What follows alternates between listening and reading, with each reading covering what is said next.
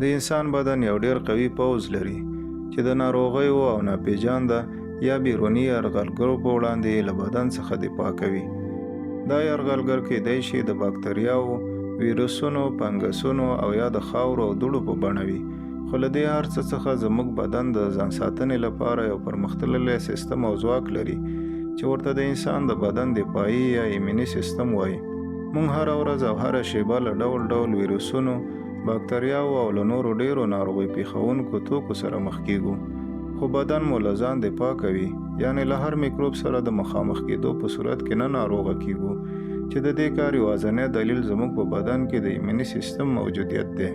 زموږ د بدن ایمني سیستم د ډول ډول دفاعي حجراتو یو ټولګه ده چې د بدن په هره برخه کې شتون لري او د بدن له دننه او بهر څخه یرغلونو ته ځواب ورکوي او زموږ بدن ترې ساتي.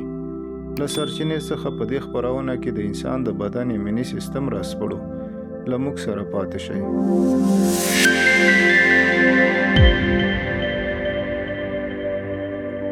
د انسان د بدن ایمني سیستم په ټوله کې په دوه برخو یعنی ذاتي او تطبیقي سیستمونو ویشل کیږي. ذاتي ایمني سیستم ته غیر اختصاصي سیستم هم وایي، یعنی د بدن څخه د ناروغیو په وړاندې د دفاع لومړنی طبیعي سیستم دی چې له پیدایشه له انسان سره وي. ذاتي ایمني سیستم له هر هغه اجنبي یا ناپېژانده توکو سره مبارزه کوي چې بدن ته د ننوتو په حال کې وي. اوس دا سیستم په کوم میکانیزم او د څه په وسیله دا کار کوي دلته یې درپېژنو. زموږ د ذاتي ایمني سیستم لومړنی جز زموږ د بدن تر ټولو لوی غړی یعنی پوستکی دی چې د جګړې د لومړۍ کرښې په توګه د خپل ځانګړي جوړښت په وسیله اجازه نه ورکوي چې میکروبونه او نور اجنبي توکي بدن ته ننوځي. د دې سیستم دوهم جز د بدن د غړو په داخلي برخو کې مخاطي پوښ دی. دا یو سریښناکه ماده ده چې بدن ته د اجنبي توکو د ننوتو مخه نیسي. د دې ترڅنګ زموږ بدن نور پوښونه هم لري، د بیلګې په ډول د لایزوزوم په نوم انزایمونه چې په اوښکو کې شتون لري.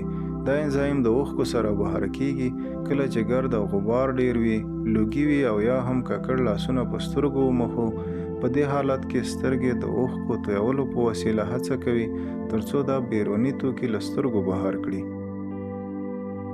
له یرغلګرو سره د بدن د دفاعي سیستم د مقابلې بله وسله د التهاب په نوم ده.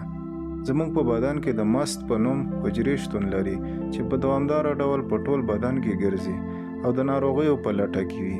کله چې کومه ناروغي یا ناپېژانده توکي پیدا کوي، د هستامین په نوم د کیمیاوي مادې په وسیله بدن ته اخطار ورکوي. کله چې د بدن ایمني سیستم اخطار ترلاسه کوي، په لومړي قدم کې د پیښې ساحې ته د وینې جریان ډیروي چې په دې کار سره په ساحه کې پړسوب رامنځته کیږي او د تودوخې درجه یې لوړیږي چې همدې چارې ته التهاب یا ګازک او یا هم د بیروني یرغل په وړاندې د دفاع عملیات وایي. په دې مرحلې پسې نوبت د وینې سپینو کرویاتو ته رسیږي چې د میکروب یا ککړتیا په له منځه وړلو لاس پورې کوي. سپین کرویات له 15 ډوله حجراتو تشکیل شوي دي چې هر یو یې ځان ته دنده لري، عیناً لکه د یو هیواد په دفاعي سیستم کې چې د پوځ، پولیسو او استخباراتو په څیر ډول ډول قوتونه شتون لري. دلته به د دفاعي سیستم له یو څو برخو لنډه یادونه وکړو. نیوتروفیلونه د بدن د دفاعي سیستم هغه حجرات دي چې د پیښې سیمې ته تر نورو لومړی ځان رسوي او د یرغلګرو د له منځه وړلو ترڅنګ له خپل ځانه د کیمیاوي توکو په خپرولو د نورو دفاعي حجراتو د خبرولو لامل ګرځي. د دې حجراتو کړنه داسې ډیزاین شوي چې میکروبونو سره د مخامخ کېدو په صورت کې لومړی میکروبي حجرې له منځه وړي او ورپسې خپله هم له منځه ځي. د همدې کړنې پایله ده چې په ټپ یا زخم د رغېدو په وخت کې زوی یا سپین رنګه مواد جمع کیږي. اوس هر هغه ناپېژانده توکي چې زموږ بدن ته ننوځي ټول میکروبونه نه وي، کېدای شي د خاورو او دوړو ذرات واوسي، خو دا ټول زموږ بدن د یو ناپېژانده یا پردي توکي په نوم پیژني چې په دې حالت کې بدن د حساسیت او الرجۍ په بڼه غبرګون ښایي. دا همغه حساسیتونه دي چې له سترګو مو اوښکې راځي، پرنجي کوو او پزه مو بندېږي. د سپینو کرویاتو بل ډول د ماکروفاج په نوم دی. دا حجرات د میکروبونو د خوړلو توانایي لري چې د مخامخ کېدو په صورت کې میکروبونه په ځان کې رانغاړي او له منځه یې وړي. دا حجرات په بدن کې ځانګړي بڼغالي لري او په وینه کې په ازاد ډول شتون نه لري. ماکروفاجونه کولی شي تر سلو پورې د ناروغۍ لاملونه له منځه یوسي. د دې ترڅنګ زموږ د خپل بدن هغه حجرې چې مړې شوي وي لکه سرطاني حجرې هم له منځه وړي. زموږ د بدن دفاعي ځواک دلته پای ته نه رسیږي. د دې ترڅنګ د طبیعي وژونکو په نوم حجرې هم لرو. بعضې وخت زموږ د بدن حجرات په ناروغۍ ککړېږي او بدن ته خطر جوړوي. دا طبیعي وژونکي حجرې کولی شي چې زموږ د بدن روغې او ناروغې حجرې له یو بل تشخیص کړي. دا حجرات زموږ په بدن کې په دوامداره ډول په حرکت کې وي او چې کله غیر نورماله یا ناروغه حجره پیدا کوي ځان ورپسې نښلوي او یو ډول کیمیاوي توکي آزادوي چې کولی شي ناروغه حجره له منځه یوسي. تر دې ځایه دا ټولې پروسې د ذاتي ایمني سیستم اړوند وي. خو په پیل کې مو ویلي وو چې دویم ډول سیستم یعنی تطبیقي ایمني سیستم هم شته.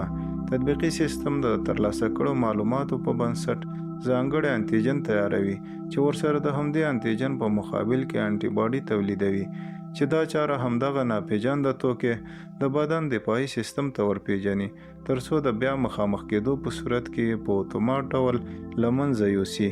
ځینې وختونه د بدن دفاعي سیستمونه نشي کولی د ناروغۍ مخه ونیسي او یا له ماتې سره مخ کیږي او زموږ د بدن ځینې حجرې په میکروب ککړېږي چې په دې حالت کې زموږ د بدن تطبیقي ایمني سیستم له یوې بلې سلا کار اخلي چې د ټي سایتوتوکسیک په نوم حجرې دي. دا هغه حجرې چې په ناروغۍ اخته شوي وي په ډېره تیزۍ له منځه وړي تر څو د ناروغۍ د پرمختګ مخه ونیسي. زموږ د بدن ایمني سیستم ډېر پیچلی دی او ډېر مسلکي کار کوي چې د انسانانو په لاس جوړ سیستمونه ورسره اصلاً د پرتلې وړ نه دي. د انسان د بدن ذاتي ایمني سیستم معمولاً په څو ساعته کې ناروغۍ له منځه وړي ولې ځینې وختونه د ناروغیو شدت ډېر وي. همدا وخت وي چې تطبیقي ایمني سیستم د ذاتي ایمني سیستم مرستې ته رادانګي چې په دې حالت کې معمولاً ناروغۍ تر څو ورځو اوږدېږي. تطبیقي سیستم د میکروبونو او ناپېژانده توکو په وړاندې د انټي باډۍ د تولید دنده په غاړه لري. د میکروبونو او ناروغیو په وړاندې د انټي باډي تولید د دې لامل ګرځي تر څو بدن ته د همدغه میکروب د بیا ځل ننوتو په صورت کې نوړی میکروب د دفاعي سیستم لخوا په اتومات ډول له منځه لاړ شي. دا هم زموږ د بدن د ایمني سیستم د کړنو د میکانیزم لنډه پیژندنه وه. هیله لرم د دې ویډیو له لیدو او اورېدو به مو خوند اخیستی وي او په پوهه کې به مو یو څه اضافه شوي وي. تر بیا چې له سرچینې څخه په یوه بله خپرونه کې ستاسو درانه چوپړ ته حاضرېږو تاسو په لوی څښتن ته لاس ورو.